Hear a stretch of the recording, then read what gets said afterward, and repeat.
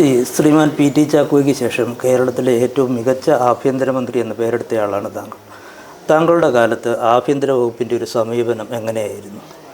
എപ്പോഴും അതിലൊരു മുദ്രാവാക്യമുണ്ട്, സമചിത്തെ ദൃഢഭാവി, ദൃഢഭാവി സമചിത്തെ. അതാണ് പോലീസിൻ്റെ മുദ്രാവാക്യം തന്നെ. എൻ്റെ കാലത്ത് അത് തന്നെയാണ് നടന്നത്.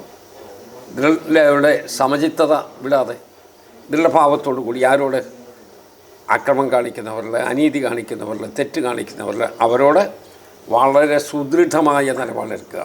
മുഖം നോക്കുകയില്ല. അവൻ്റെ പാർട്ടി ഏതാ, അവൻ്റെ പോക്കറ്റിലെ ഐഡൻറ്റിഫിക്കേഷൻ കാർഡ് ഏതാണ് എന്ന് നോക്കിയിട്ടല്ല നിയമം നടപ്പാക്കേണ്ടത്.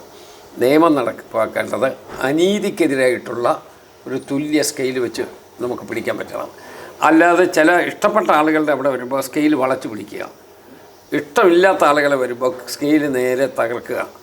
ആ നിലപാട് ശരിയല്ലല്ലോ. ഇപ്പോൾ കേരളത്തിൽ ഏത് നടപടി വേണമെങ്കിലും നോക്കിയുള്ളൂ.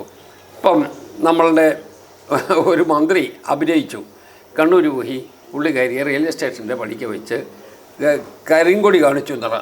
വളരെ കരിങ്കൊടി എന്ന് പറയുന്നത് കത്തിയാക്കി മാറ്റി, കത്തി കൊണ്ട് കുത്താൻ ചെന്നായി വധശ്രമത്തിന് കേസ് കൊടുത്തു. ഞാൻ പറയും, കരിങ്കൊടി കാണിച്ചാൽ വധശ്രമത്തിന് കേസെടുക്കുന്ന ഒരു കാലഘട്ടത്തെക്കുറിച്ച് കേട്ടിട്ടുണ്ടോ? കിരാത ഭരണമെന്ന് പറയുന്ന സർസിപ്പിയുടെ കാലത്ത് പോലും അതൊന്നും ഉണ്ടായിട്ടില്ലല്ലോ. അപ്പോൾ ഇത് അതിനേക്കാൾ കിരാതമല്ലേ? ആ നടപടിയാണ് കേരളത്തിൽ നടക്കുന്നത്. ഇതൊക്കെ നാട്ടുകാർ കണ്ടുകൊണ്ടിരിക്കുകയല്ലേ. അതുകൊണ്ടാണ് അതിനോടൊന്നും യോജിക്കാൻ പറ്റാത്തത്. അതുകൊണ്ടാണ് ഇവരെല്ലാം ഒരു പരാജയപ്പെട്ടു പോകാൻ സാഹചര്യം ഉണ്ടാകുന്നത്. ഞാൻ അത്ഭുതമൊന്നും കാണിച്ചിട്ടില്ല, നീതി കാണിച്ചിട്ടാണ്. ആ നീതിയുടെ കാര്യത്തിൽ ഒരു വിട്ടുവീഴ്ചയും ചെയ്യുകയില്ല.